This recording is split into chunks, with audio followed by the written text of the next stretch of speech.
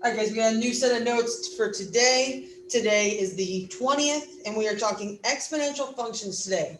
In your calculator, either go to desmos.com to graph this, or in your calculator you got from school, graph these two equations on the same screen.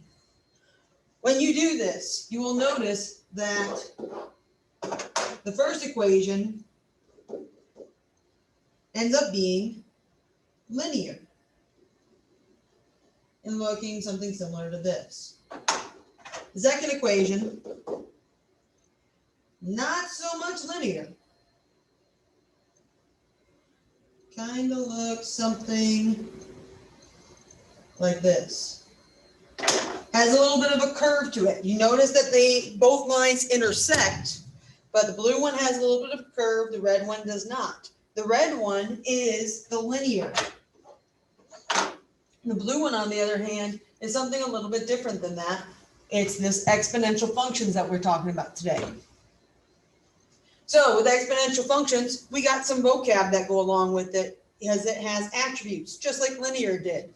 Some of the attributes that it has a y-intercept. It has what's called an asymptote. And we would call the line here a growth. This vocab here, you want to write down exponential function is a function whose output, the y values, are related by the constant ratio.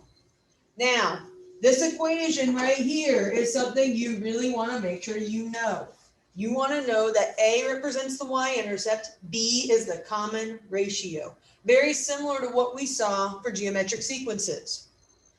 Now, a line that the graph of the function approaches, the curve approaches but never crosses the line. That is what we call our horizontal asymptote.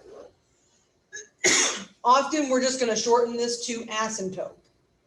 Now, the horizontal asymptote will always lie on your x-axis. That is key to know. It lies on the x-axis. The way we will write it is always going to be the equation y equals 0. Now, the reason that is when we draw it on our graph, we're going to have a dashed line here on our x-axis. And every point on that line has a y value equal to 0. Now, here's the thing with the horizontal asymptote. Your exponential function is not going to cross it, okay? Nothing can cross that line at all.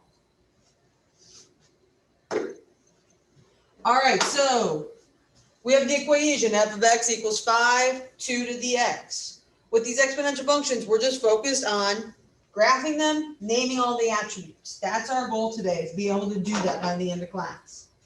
So, first things first, before I can graph it, I need to know two things. What this number represents. Well, we just said on the last slide, that represents my y-intercept. So the y-intercept is 0, 5. My common ratio is going to be 2 then. Now, my common ratio does tell me how this curve is going to look. Sometimes we're going to have a curve that looks like this. Sometimes we're going to have a curve that looks like this. The good news is that you can type this into your calculator, and your calculator will tell you what this looks like. And you will see in your calculator that your curve is going to look something like this. Our asymptote is again along our x-axis, and it's still y equals 0. My domain is always going to be the same for my exponential functions. My domain is just like linear functions. It is all real numbers. My range on the other hand, will not be all real numbers, because we said our curve here never crosses the x-axis. So all the time, our ranges are going to be y's that are greater than 0. Now, to decide growth or decay, you're going to look from left to right. And you're going to decide, is your line going up or is it going down? In our case, it's going up, so it is a growth. Let's see another example.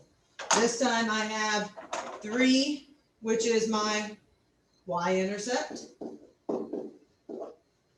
my 1/2, which is my common ratio. The asymptote doesn't change, always the same. The domain doesn't change, it's always the same. Remember that symbol is shorthand for all real numbers. My range is always the same. Y is greater than 0. Growth or decay, I need to see the graph to be able to decide that. My y-intercept is at 0, 3.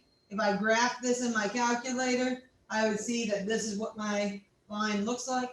From left to right, I see that my line is going down, so I have a decay.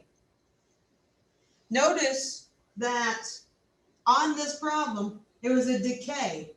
The y-intercept was plotted. The common ratio actually is what tells us whether or not we have a growth or decay.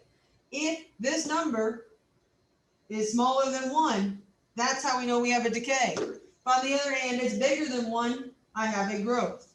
Let's see another example to make sure we understand that. I have 4 to the 3/2 x. The common ratio is 3/2.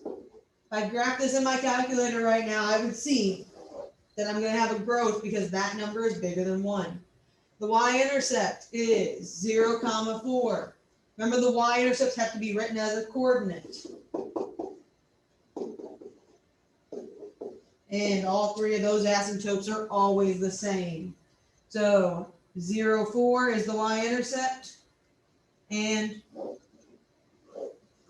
that is what it looks like. All right, guys, that is it for today. Go do your check for understanding. We will pick up on exponential functions tomorrow.